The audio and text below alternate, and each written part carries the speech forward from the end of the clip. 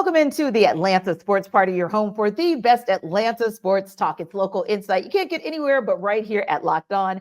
I am your host, Tenitra Batiste, and alongside me are Jarvis Davis and Maria Martin. Today's episode is brought to you by FanDuel. Make every moment more. Right now, new customers get $150 in bonus bets guaranteed when you play a $5 bet. Visit FanDuel.com/LockedOn to get started. Our Atlanta Sports Party is also part of the Locked On Podcast Network, your team every day. Coming up later, we're going to go around the metro and we're going to find out if you're okay with getting lit in Athens. We'll also stop by State Farm Arena to talk a little Hawks and find out if they are where they should be. But first, we want to take a look at the top takes on the new look or somewhat new look Falcons coaching staff. So obviously, Jarvis, Maria, we know that the Falcons officially announced their offensive and defensive coordinators this week. Now that the coordinators have been made official, do any of those choices stand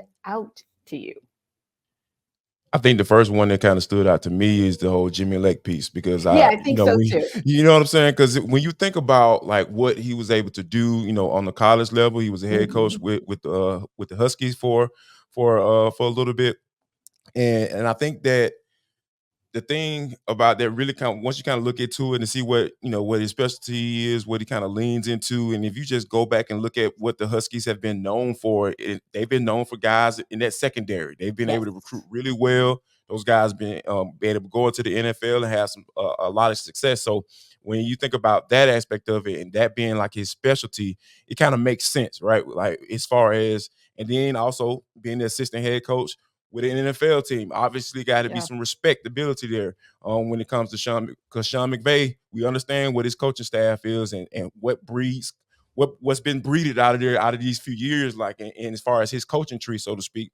So yeah, I think Jimmy Lake is the interesting one because, and I'm not surprised because a lot of people were thinking that Raheem Morris may call the plays, but I definitely know from what I know with Raheem Morris and the CEO that he wants to be, I'm not surprised at all that he actually brought in somebody to actually take over the defense from a play call standpoint. Yeah, and I tend to agree with you. The Jimmy Lake piece I thought was really interesting, and especially because when Ryan Nielsen left, everyone got really nervous, and they said, okay, now the defense is in question once again, and finally it looked like they were figuring things out on the defensive side of the football, but I trust Jimmy Lake to do similar things as Ryan Nielsen, meaning I think he's going to be pretty successful, but for me, the standout hire has got to be Zach Robinson, and I'm glad that he was able to land in Atlanta. There were so many teams that were talking to him, really cute stuff. He had his second baby born, and then a couple minutes later, the news came out that he was going to Atlanta. It was really cool, but he was getting interest from all over the league. So it's great that a guy like that who had a rookie that everyone knows who it is now, Puka Nacua, who had almost 1,500 yards. He led the team in touchdowns. You see the numbers that Puka Nacua put up as a rookie, and you're thinking, Drake London, go eat. You're thinking, okay, this offense may move a little bit differently under Zach Robinson as it did Arthur Smith, because Arthur Smith loved to run the football. Everybody knows that. I think this is going to open up the pass game. Now you've got TJ Yates going to be the quarterback's coach. Things may look a little bit more open on offense with those guys in charge. I love that piece, and I think he's going to be great. Yeah, and for me, it's probably, since we already talked about Zach, we already talked about Jimmy, I'll actually go with, you guys know he's my favorite, Marquise Williams. He's my favorite coach out in Flowery Branch. And one of the things I like about him is I always felt, and Maria, you kind of know this because I know we would see each other on Thursdays every time. Jarvis and I would kind of switch off. Jarvis would go on Wednesdays. I'd go on Thursdays to Flowery. And I always felt like Thursday was a teaching session. It was like a film session going back to the old former defensive coordinator, Dean Pease, but also with Marquise Williams. I always felt like I walked out of the room being a little bit smarter about special teams and what was being done and why. I also think it's a great vote of confidence, not just from Raheem Morris, but also from the Falcons organization overall. We all know this wasn't the best special teams year for this team. It was a little bit of an off year for Younghoe Koo. It was a little bit of an off year for returns, punt returns, and kickoffs, because let's just be honest, it wasn't the greatest year for Cordero Patterson. with him being injured at the beginning of the season. So I'm glad they're giving Marquise that opportunity to show what he can do, because we know the special teams played lights out so many times. They flipped the field for the Falcons, which, let's be honest, that offense really needed a short field more often than not. So I actually really like that retention. And that kind of goes into my next question for you guys, because as we got word as well just yesterday about the continued rounding out of Raheem Morris's staff, we found out that there were a lot of guys that he decided to retain. Now, Jay Rogers was named the D-line coach, Steve Scarnecchia, the chief of staff coaching ops, but Dwayne Ledford, run game coordinator, O-line coach, TJ Yates, QB coach, and assistant head coach, which to me is the most important one, assistant head coach of defense, Jerry Gray. All of those guys were among the ones who were retained, in addition to senior defensive assistant Dave Huxtable, running backs coach Michael Petrie, director of coaching ops Sarah Hogan, and coaching ops assistant Donovan Ellison. Maria, that's a lot when you think about the retention from both the Dan Quinn and Arthur Smith eras. So what are your thoughts on Coach Morris retaining so many of those coaches from those regimes? Well, my first initial thought is obviously Raw has a lot of connections to the people that are staying, right? And Yes. he's been doing his homework. And a lot of people are like, why the heck is this press conference so late? And XYZ. He's been doing interviews over the last however many days since he got hired of the people that are still in that building, because what he didn't want to do is just automatically dismiss the people that are in the building, right? He's Indeed. been there before. Mhm. There are a lot of connections that he has to these people, and to the people that he doesn't and that were a part of Arthur Smith's staff. Look at the names that are on that list. They are long tenured guys in the NFL. It would be silly not to consider keeping Jerry Gray on your staff, in my opinion. Right. Dave Huxtable, the same thing. So he's had those conversations over the last, again, however many days since he's been hired, and he's been doing his due diligence, and it's a lot to weigh. He now has new connections since he's left the Falcons. It's how the NFL works. It's how life works. It's how jobs work. So it's been a fascinating thing to watch all of that come together. Sarah Hogan getting retained is fantastic. She's been there for quite a long time, and she's got a long-standing connection with Raw. So it's good. He's building on the connections that he already has, but also keeping some of those pieces that I thought were very important to Arthur Smith's staff. You know, a lot of the criticism for me never came on the coaching staff. And look at Michael Petrie, for example, what he did with Bijan Robinson and what he's been doing with Tyler Algier. I think it's smart, the people that he's keeping. And I do know that he's weighed all of those very heavily. Yeah. And when you think about that's 70 years of experience you're talking about with Dave Huxtable and Jerry Gray combined. That is mind-blowing. It's mind-blowing. It's amazing. And think about Jimmy Lake being able to lean on those guys, because Ryan Nielsen leaned on those guys last year in his first year calling plays in the NFL as a defensive coordinator. So I'll never forget, Maria, I think you were out there as well, when Dave Huxtable was speaking, and he was just talking, then attack, aggressive. Yelling, aggressive. I was yelled like, oh my God. I was like, oh, I jumped. I didn't realize he was going to yell. He was like, oh, all right, I'm ready. Yeah, and the thing about that is, it's just being able to grasp attention, right? Get those guys' attention, because, you know, the ADHD society that we live in, it's hard to kind of get these guys on track and get them, you know, to understand what the message that you're trying to convey. So when you have that type of experience, you have the type of guys who understands what it is and how the defense is supposed to work, and it just have so many minds in there coming in and contributing to that game plan on a weekly basis. I think Jimmy Lake is going to be fine. And I totally understand why Raheem Morris brought these guys in, because he's the type of guy that is a people person. I never forget when Jeff Ulbrich, I got a chance to talk to him down at the Senior Bowl. He was just like, the guy is not only a great mind, but he's an even better man. And he said it's hard to find that combination of the two in the NFL. That is huge. And that makes you understand why guys will be willing to even stay around after Arthur Smith, the guy that hired them, was let go. So it just makes you understand, like, okay, Raheem Morris is on point, and he's going to be able to bring all these guys together and try to go out and win some games on Sunday. Indeed. And yeah, I like the Jerry Gray. That's probably my favorite because I had an opportunity to speak with him at length last season before he took over, and he was chomping at the bit in case he gets Jeff Okudah back. He wants to really work with him. We know AJ Terrell had an off year, so it was good to see him have a second year with AJ Terrell. And we know we saw a lot of promise in guys like DeMarco Helms and Clark Phillips III. Would be good to see those guys get some continuity as well. When we come back, we're going to talk about another team in this town where continuity may or may not be a good thing. We'll talk about it on the other side in the deep dive. This episode of the Atlanta Sports Party is brought to you by FanDuel. Happy Super Bowl, everybody, or at least happy Super Bowl to those 49ers fans out there, or those Chiefs fans, or just those who absolutely love a good party. We know that FanDuel is celebrating as well, and you should celebrate FanDuel because they are America's #1 sportsbook. If you're like me, Super Bowl Sunday is all about scoring the best seat in the house, also grabbing your favorite football snacks. And if you're going to the Super Bowl party, snacks are going to be a good look, and placing some Super Bowl bets. So FanDuel has so many ways for you to end the season with a dub or 2 or 3 when you place those bets. Not only can you bet on who will win Super Bowl 58, but FanDuel also has bets for which players will score a touchdown, how many points will be scored, and so much more. New customers, you can join today and you'll get $200 in bonus bets if your first bet of $5 or more wins. So just visit FanDuel.com/lockedon to sign up. That's FanDuel.com/lockedon. Make every moment more with FanDuel, the official sportsbook partner of the NFL. All right, guys, the Hawks had a decisive win over the Lakers Tuesday, 138-122. And it's one of those interesting things because obviously now they have had 2 wins. Woo-woo. And if they get a win tomorrow, Friday, then it's going to be 3 wins. And I say that because, we'll have like stretches of, we'll have stretches of a month or 2 before we get 3 wins in a row, right? So, yeah, there is a little bit of excitement or a little bit of hype around it. Let me ask you this, Maria. Do you think that actually means that the Hawks have actually turned the corner? If you think so, tell me why. But if you don't think so, what would you need to see personally to make you feel like they are starting to turn the corner and going in the right direction?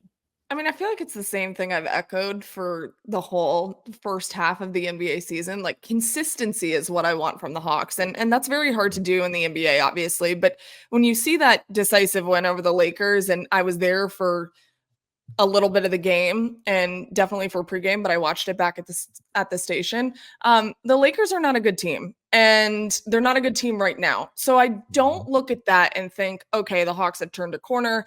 It also tells me that all of these trade rumors, who knows what's actually going to happen, especially because D'Angelo Russell's been playing a lot better as of late. Who knows what the Lakers are going to do with him, but the Hawks fans don't want him. Did you hear everybody heckling him when he was at the free throw line and they said, "We don't want you"? That's fine. But I think consistency from this team, you're getting DeAndre Hunter back, which will be huge. Obviously, he was on a minutes restriction against LA, but I think that I want consistency in both the front and backcourt. And that's something that we haven't seen from this team since the beginning of the year. And I'm glad you said front court, Maria, because there has been so much attention on the Trae Young, Dejounte Murray partnership. But I honestly don't think that's where your biggest challenges are. I think there are a lot of challenges with the big men. And Jarvis, although this is the first time in 2 months that you've seen the first 8 on the depth chart actually play together, I do agree with Maria. I think that this is not the Lakers team that you saw win the in-season tournament. This is a Lakers team that came in off of a back-to-back in Houston that was without Anthony Davis for the 3rd time, and they're a team trying to find their way and figure out who they really are as well. So I would agree. I don't necessarily think this is a turn the corner. To me, it was just a game that you win, that you're supposed to win, and let's see what you do with the rest of this West Coast gauntlet when the Suns come into town and you take them on Friday, when you take on the Warriors Saturday, and when you take on the Clippers Monday. Yeah, it's all about, trying to build something, right? Because one of the things that I feel like has stood out in these couple of wins that the Hawks have gotten is you seen Clint Capella be a little bit more involved. You start to see a little pick and roll and all that stuff. And he even talked about that's the type of game that we need to play, and I think that he needs to be a catalyst for that, right? Because he was one of the reasons that kind of hid all of this stuff because of, his defensive prowess and what he brought to the table, and the pick and roll with he and Trey to get that element going pretty quickly early on and often. But I think overall, like this team needs to kind of see how this plays out, because I think a move at the trade deadline, it's not going to make them better, because all you hear or all you see is talking about, being able to save money against the salary cap and or luxury tax. And we talking about aprons. And I was like, I don't even know if y'all talking about cooking in the kitchen or you talking about wearing an apron and all. It's just too much confusion. Nobody's talking about winning games and getting better and being able to compete. So here's the thing. Quinn Snyder figure out how to get these boys to consistently play like they have in these past 2 games. And win the games you're supposed to win, because you're in 10th place right now. You were 7 games under 500. So if you run off a few wins and start to get some momentum, you can potentially possibly make a run at it in those teams that are in front of you, because we know the East is a little shaky right now. At least in the middle of it, for the most part. So I think this is a space where the Hawks need to find the consistency, like Maria mentioned, and they need to start down low. Indeed. And I got to tell you, one question, just a rapid fire question for you guys, because we are a week away from the trade deadline. Maria, do they make a move? Can they make a move that'll even make a difference on the back side of this trade deadline and second half of the season? Yeah, I think they do make a move, but I don't think it's what people are going to expect it to be. You've seen the rumors come out that Quinn Snyder is lobbying to keep Dejounte Murray. I think his perimeter defense has been the worst it's ever been in his career, but I think a guy like Quinn Snyder can turn it around. I don't know if we're going to see Dejounte Murray leave this team. If you would have asked me a couple weeks ago, I would have said yes. I'm going to say that it'll be a trade that makes everyone confused and doesn't make the team better. Yeah. And here we go. And I got the perfect candidate too, Marie. I'm glad you said that. That is the perfect segue.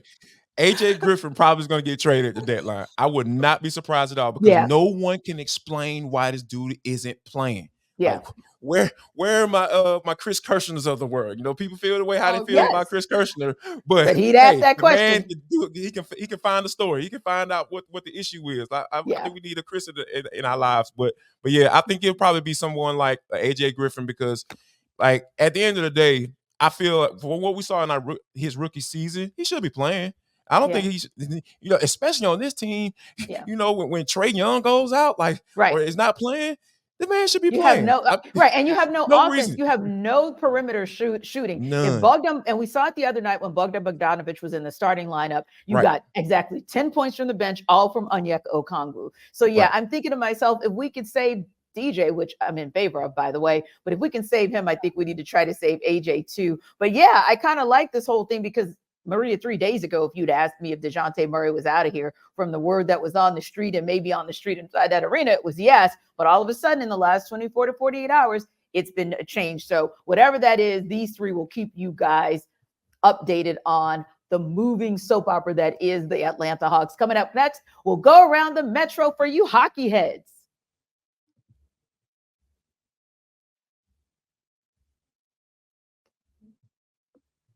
All right, if Jarvis liked my woohoo earlier, he's gonna like, ooh, because I'm excited. Haven't had a chance to do something like this in a couple of years, so yeah. I know you can sing, T. Right, you don't know. I was a soprano in that darn. I was the lead soprano. Not true. Wow. Okay, not true.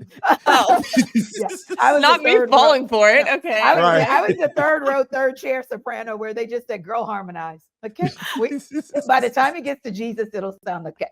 So anyway, the Forsyth County Board of Commissioners met Wednesday to vote on advancing a potential massive internet entertainment hub that would be centered in the North Metro. During the meeting, the Board of Commissioners voted 4-1 to move forward on the progress of The Gathering, a more than $1 billion complex that should include an arena space with over 18,000 seats in South Forsyth County. And Maria, I want to go to you, because you were part of breaking this story for 11 Alive, where you guys confirmed that Forsyth County officials indeed visited the NHL headquarters in New York, where they toured UBS Arena, which of course is the 2021 home for the New York Islanders and even into this day. So how do you feel about the prospects of finally getting somebody back on the ice for real? And don't get me wrong, I know that we do have a developmental league, kind of G League version of an hockey team here, but you know what I mean. NHL, we're talking here.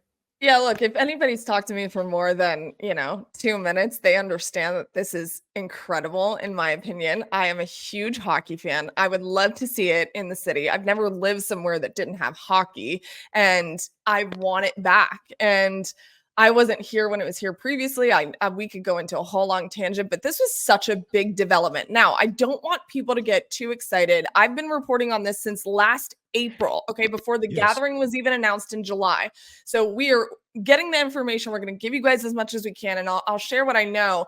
I don't want everyone to get super excited, but what it does mean is that they can move forward on the plan. And one of the biggest takeaways from that meeting, the Forsyth County Board of Commissioners meeting that I listened to at length, what the biggest takeaway was that it is contingent, the arena is contingent on the NHL coming here. Now, the Utah Jazz owners have already put into the NHL that they would like a franchise in Utah, in Salt Lake. They are pushing it very hard. That would be a Western Conference team. This would be the natural Eastern Conference team. So when you talk about 2 additional teams to the NHL, to me, this makes sense. Now, that doesn't mean it's happening. So everyone don't freak out, but it is a very good step in the right direction. And at least we now know they are a lot further along than people knew. Going to UBS Arena, one of the newer arenas in the NHL, the new home for the Islanders, was fantastic.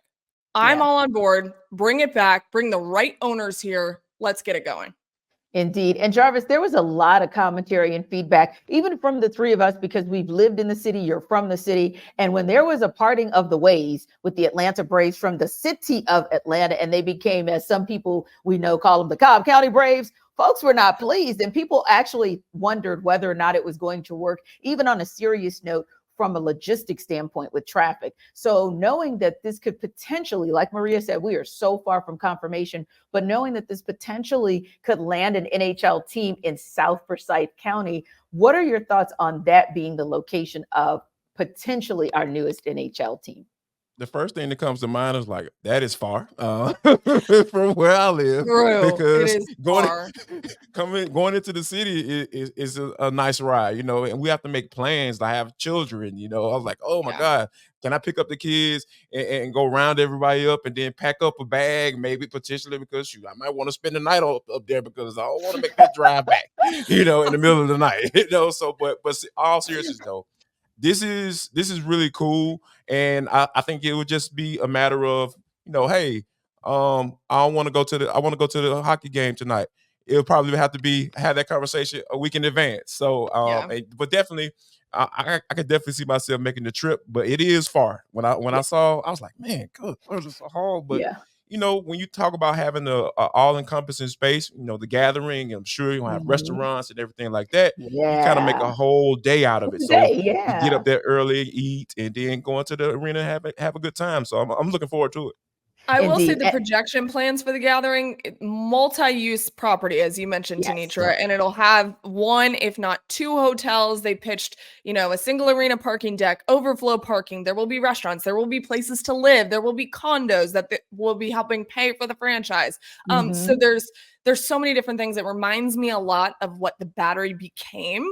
And you've seen what things like Amalie Arena, where the Lightning play, what that did to Tampa Bay, nuts, insane. Now it helps that the Lightning are good, right? But all of these new arenas have all these incredible things around them and things to do. So location was huge.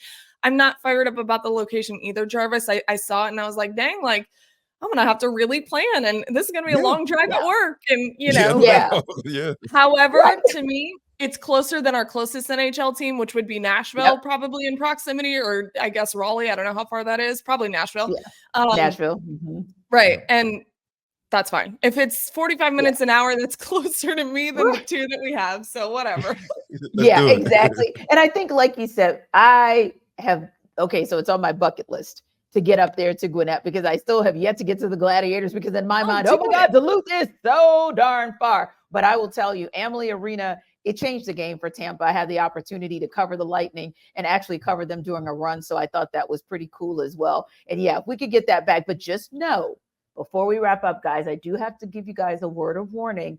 Every time I come to or live in the city, a team either doesn't come from NHL or a hockey team leaves, just saying. So you got to get rid of me if you want that darn hockey team here. I'm just saying. And if you get rid of me, it's going to take you, if you get rid of me, it's going to take you some serious ducks to get rid of me because I love this place. Even like, that's how I'm just letting you guys know. All right, guys, you want to get lit? I heard that you can go to Athens now if you want to do it, or at least you can go between the hedges, because apparently, Maria, you've been able to do it all over the UGA campus with other sports, but it was announced Wednesday that now beer will be sold at least through the third quarter of UGA games this coming fall. What do you think about that?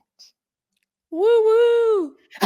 There seems to be a theme going on today. I waited. I wanted to bring it back. Anyways, I think it's great. A lot of people have wanted it for a long time. For those that drink alcohol, it's great. You can enjoy a beer at the game. There's teams all over the SEC that have been using this rule for a very long time. And it's surprising that Georgia has not gotten on board. And if you're not paying attention, people tend to sneak things in anyway. So why not make it legal and make some money off of it?